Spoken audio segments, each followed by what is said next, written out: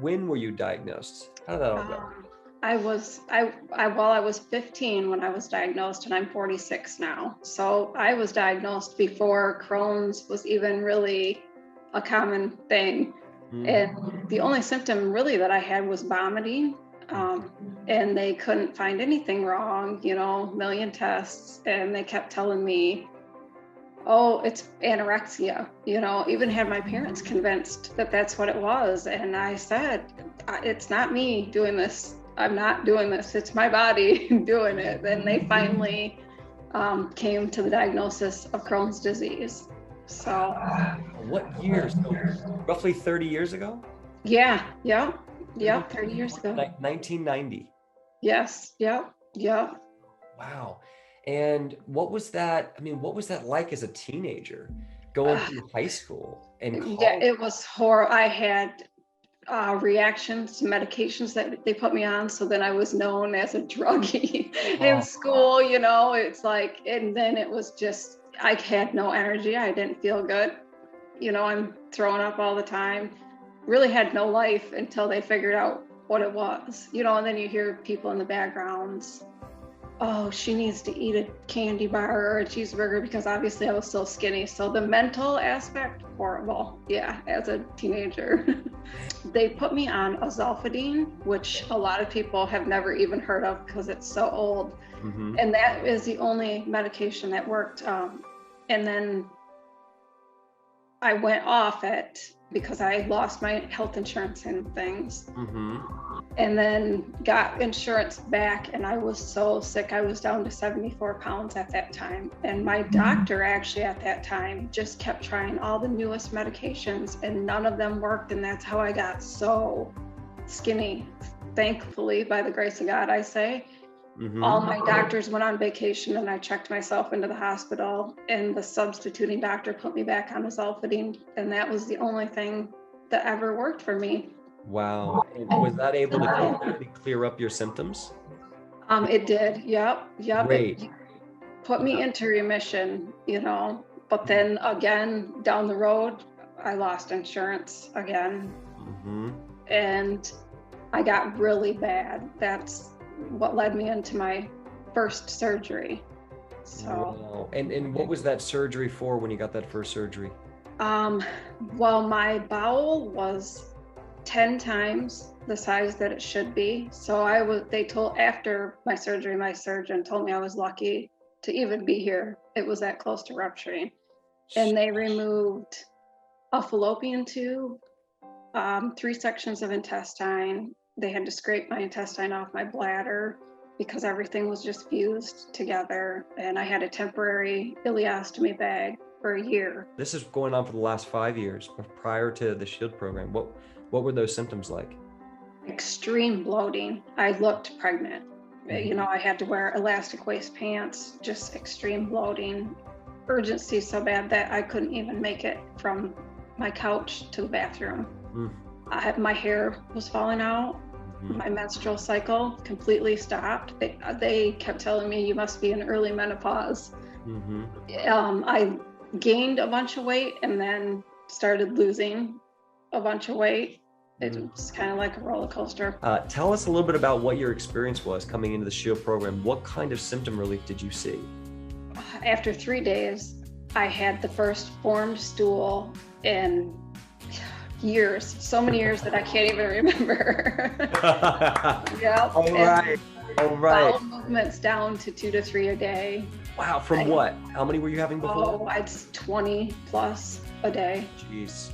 Yeah. 2 to 3 a day. And what about all the other symptoms? Bloating is gone. I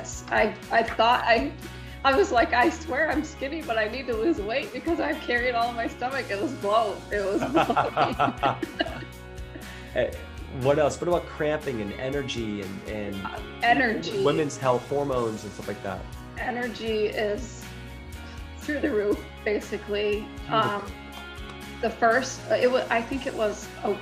week, my menstrual cycle came back, and it's been like clockwork every month. So my hair's not falling out, it's starting to grow back in.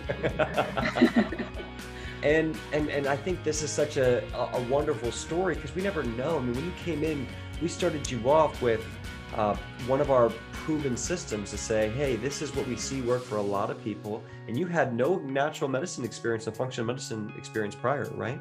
Right. No. This is all brand new. How do you, for anyone else who's relating with that, who's saying, this sounds too good to be true, A, but B, this sounds so overwhelming. I don't know if I can eat like this. I don't know if I can do like this. Did you find it overwhelming when you came in? A little challenging just at first of the diet, because it's, you know, it's a hard. Yeah, it's you have to go for it. Right. But once the results started, that was it. I was told, you know, it makes it easier when you can go out. Like, I can take my daughter to her soccer games now.